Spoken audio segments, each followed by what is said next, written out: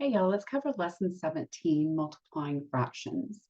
So it says, consider the image below. Let me move me out of the way over here.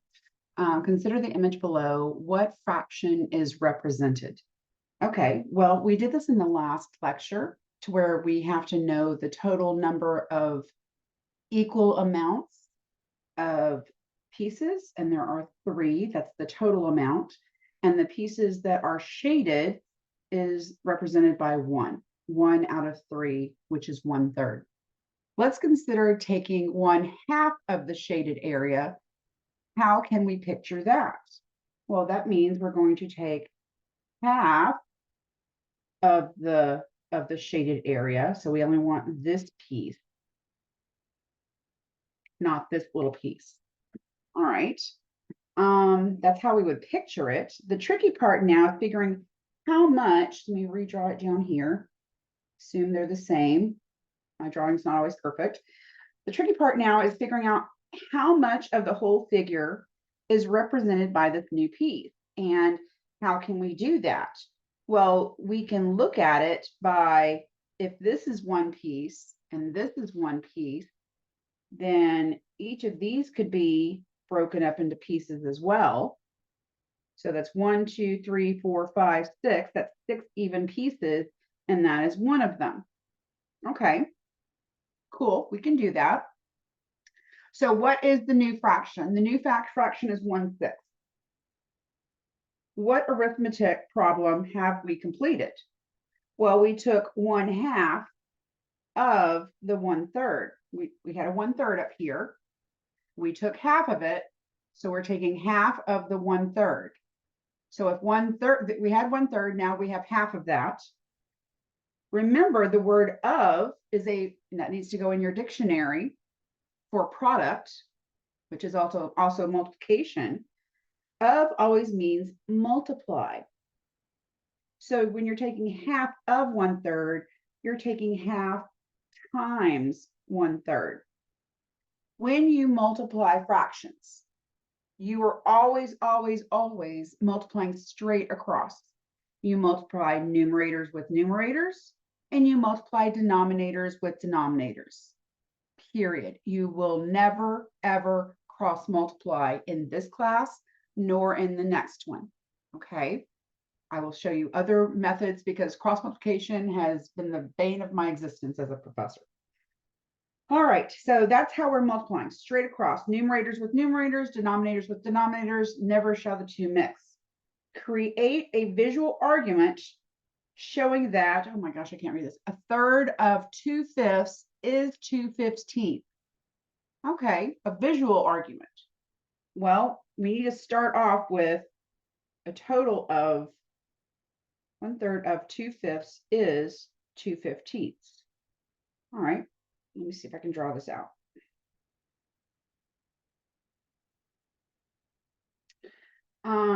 Fifths. So if we have 1, 2, 1, 2, 3, 4, pretend those are even. All right, 2/5 would be this amount because that's 2 out of 5 equal pieces, equal. All right, so I've represented the 2/5. 1/3 of that, well, if I took this, I can't see a way to do it vertically, but I can do it if I broke it into pieces like this, then these two pieces would be 1/3 of the 2/5, because here's the 2/5 right here represented. Here's 2 of the 5.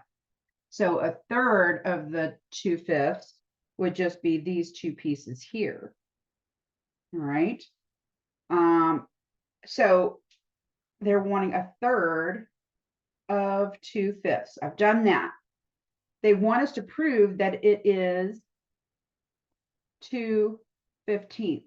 Well, when I drew those these two lines, the horizontal ones, I created 1, 2, 3, 4, 5, 6, 7, 8, 9, 10, 11, 12, 13, 14, 15 pieces, and only 2 of those are shaded.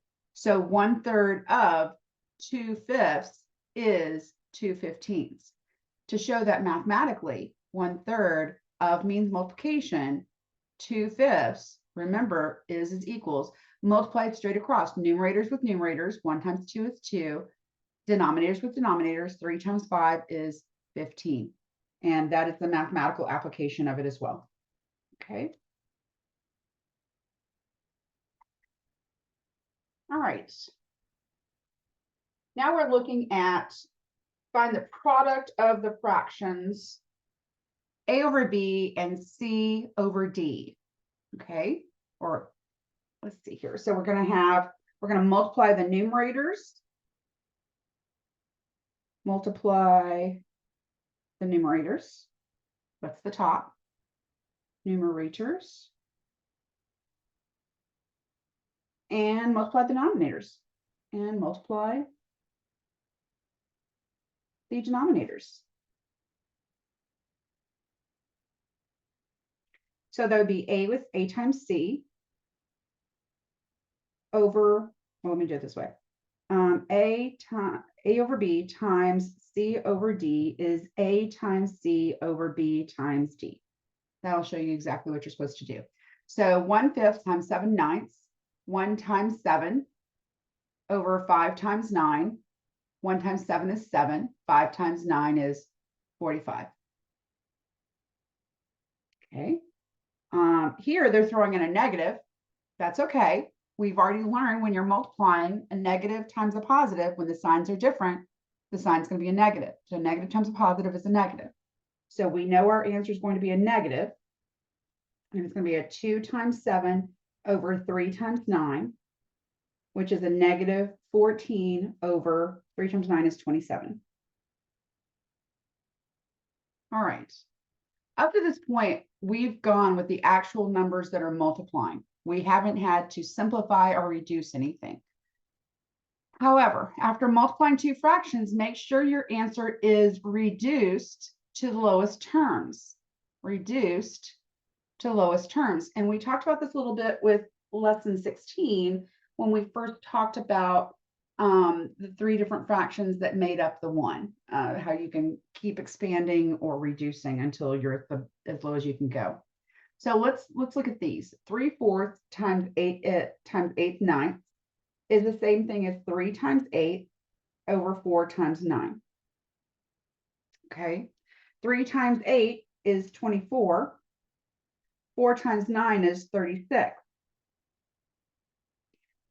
24 and 36, if you created the trees like we did in the last lesson, you will find that they both have a greatest common factor, GCF, of 6. Oh, what's going to be more than that? We're not actually, let's go, I think we can do more than that. It's going to be higher than 6. Let's do that. 24, 36, let's create our trees. 24 is 6 and 4, 3 and 2, 2 and 2. Those are all primes. 36 is 6 and 6, 3 and 2, 3 and 2. Okay, so these are all the prime numbers that come down to this from the tree. What do they have in common? There's a 3, there's a 3, there's a 2, there's a 2, there's another 2, there's another 2. So these 2 are not going to be a part of it. So 3 times 2 times 2, 6 times 2 is 12. So I'm going to divide both of these by 12. And I get 2/3. That's as low as it can go. We should have known it was 2/3 because this one left with the 2 and this one left with the 3. Okay. Next one. Negative 7x over 2 times 5 divided by 14x squared. Well, they're just jumping right into this. I like it. So that's negative 7 times x, 7x, times 5 over 2 times 14x squared. So it's going to be a negative 7 times 5 is 35x over 2 times 14 is 28x squared. All right, again with the trees, 35 and 28. 35 is just 5 times 7, that's it. 28 is 4 times 7, which is 2 times 2. So 7 is our greatest common factor. So I can divide both by 7. I get negative 7, 35 divided by 7 is 5. And 28 divided by 7 is 4. But now our x's, we've got 1x here and 2 down here. I want to write this a little bit differently for us.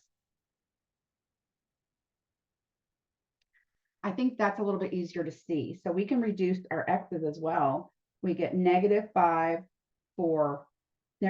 on the top divided by 4x on the bottom, on the denominator. And that is our final answer. Okay. That was kind of fun. Make your trees. In the end, it will be your savior, I promise. When multiplying fractions, cancel common factors according to the rule.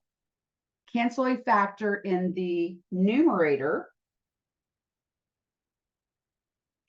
for an identical factor in the denominator, which is what we just did with our x's. And we did the same thing with lesson 16. So we're just taking it a little bit differently. So instead of multiplying these two, in fact, this is what I do. I always reduce before I multiply because honestly, I would rather deal with the smaller numbers as opposed to the larger. If you took 14 times 30 and try to make a tree out of it, it is not going to be fun. So let's make our tree out of these individually. So I'm going to make my tree as I go horizontally here. 14, my tree would be 2 times 7. Okay, these are all multiplied on the top, so I'm just going to keep going. 30 is made up of, let's see if I can do this. 30 is 15 times 2, that's 1. 15 is 3 and 5, so that's 2 times 3 times 5. Now I've got 15 and 140. 15 is just 3 times 5. That's easy. 140, I need some help. I see 14 and 10. All right, if you didn't see that, you'll see at least a 2. 14 would be 2 and 7. 10 would be 2 and 5. Now we're done. So that's 2, 2, 5, and 7. 2, 2, 5, and 7. All right. Now I can, right here, cancel common factors according to the rule. For each factor in the numerator, you may cancel out an identical factor in the denominator. So here's a 2 and here's a 2. Here's a 7, here's a 7. Here's a 2, here's a 2. Here's a 3, here's a 3, here's a 5, here's a 5. So what are we left with in the numerator? 1. All of them canceled out over 5. Everything but the 5 canceled out. That was kind of fun. All right. Or at least me. When all the factors in the numerator cancel, you are left with a 1 in the numerator. Please do not put a 0. That would be wrong. That would mean that your fraction is just 0. When all of the factors in the denominator cancel, you are left with a 1 in the denominator. If they all cancel, you would be left with just a 1. Okay, never ever 0. All right, I want to do the same thing for this one. I do not want to multiply until I have reduced this bad boy as low as it can go because I don't want to multiply 55 times 105. So I'm just going to come over here and create a long guy. First thing I'm going to look at is my signs. I've got a negative times a negative. When the signs are the same or you have a negative times a negative, your answer is going to be a positive. So I do not need to worry about the signs. My answer is going to be positive. I know that. Now I'm going to focus on each individual term, starting with my numerator. 6 times x. Well, 6, if I created my tree, is just going to be 3 and 2. So that's 2 times 3 times x. That's what I have from that one. 110. 110, well, I know 11 and 10. 11's prime, and then 10 makes up 2 and 5. So times 2 times 5 times 11. And then I've got 2 y's. I'm going to go ahead and do that. All right, let's go over here to the left. And now let's just do out the denominator, 55y. Well, 55 is just 5 times 11. They're both prime, and I'm bringing down my y as well. 105, I need some help with. I know 5 and 21. I know a 5 because it ends in 5, so it has to be divisible by 5. 21 is 3 and 7. So 3, 5, 7. And then we've got two x's, x, x. All right. Everyone is represented in prime factor. And now we can just start reducing.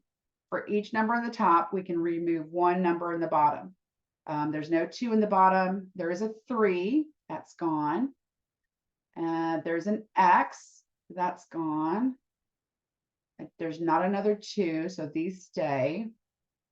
5 is gone. 11 is gone.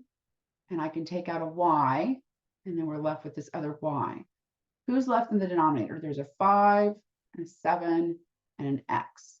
So the numerator left us with 2 times y. The denominator left us with 5 times 7 times x. Final answer is 2 times 2 is 4. Bring the y along for the ride. 5 times 7 is 35. And x is there as well. That is the lowest term for that multiplication. Okay. All right. Parallelogram. Okay, we're going to throw in some geometry here. Fun. Parallelogram, and this is preparing you for the next class as well, is a quadrilateral, which means it has 4 sides whose opposite sides are parallel. So this side is parallel to this side, which means they'll keep going on and they never touch the sides. And then this side is parallel to this side. All right. The side on which the parallelogram rests is called its base. Right? And it's labeled as B. So the side that the parallelogram is sitting on is called its base. And the distance from its base to the opposite side, which is over here, is called its height or its altitude. You'll hear both height or altitude. I'm just make sure this is in your vocabulary list. And it is labeled as H. It is not a side. Okay, it is just a representation of the distance between the base and its opposite side. Note that the altitude is perpendicular to the base. It means the base is at a 90-degree angle, which is what this little cute box is representing. It's at a 90-degree angle. Okay. A parallelogram having a base B and a height H has an area, and the area is equal to base times height.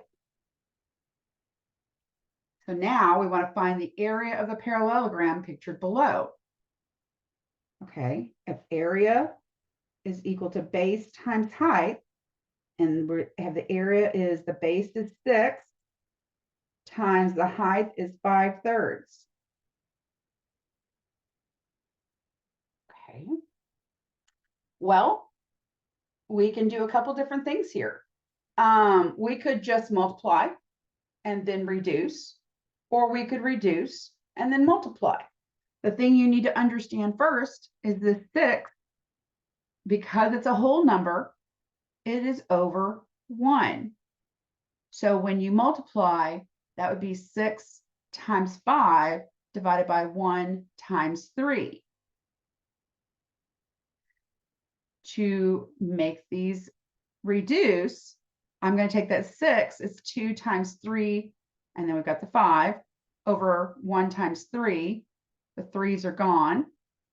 2 times 5 over 1.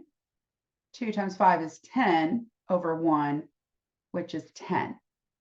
So for our final answer here, we need sentence form. The area of the parallelogram is, the area is 10, but 10 what? Remember, area, put this in your vocabulary list, area is always measured in squares. So it is 10 either feet squared or square feet, however you want to write it. Just represent what it is with your correct units. Okay, let me know what questions you have on that. Now we're doing triangles. A triangle is a 3-sided polygon. It is formed by plotting 3 points and connecting them with 3 line segments. Each of the 3 points is called a vertex. So each of these points where they're connecting is called a vertex. And again, this is more vocabulary for you, of the triangle, and each of the 3 line segments is called a side of the triangle. So each of these right here are your sides. The side on which the triangle rests is called its base. Notice the consistency with that. The distance between its base and the opposite vertex is called its height or altitude. Exactly the same as the parallelogram was. The altitude is always perpendicular to its base. That is, it forms a 90-degree angle with the base. So this is your base. The altitude or the height is not part of the sides. It is just the distance from the base to the vertex directly across. Okay. The next part is I'm going to give you a formula. A triangle having a base B and the height H has an area, and add this to your formulas. Area is 1/2 base times height. Okay. The next one says, find the area of the triangle pictured below. Okay, we've got a base of 13 centimeters, and we've got a height or altitude of 6 centimeters. We know the area is 1/2 times base. I'm going to write this base times height. So area is 1/2 times the base is 13 times the height is 6. These are whole numbers, so they are over 1. When you multiply straight across, we would go 1 times 13 times 6 over 2 times 1 times 1. I do not need to represent the ones. It's just making it cluttered and confusing. So I'm going to remove those. When you do this, please do the same thing. So this is what we have right now. All right, I'm going to clean this up a little bit. 13 times 6 is broken. 13 is a prime number. 6 is 2 times 3. 2's are gone. So area is 13 times 3. It's times 3, which is 39. So the area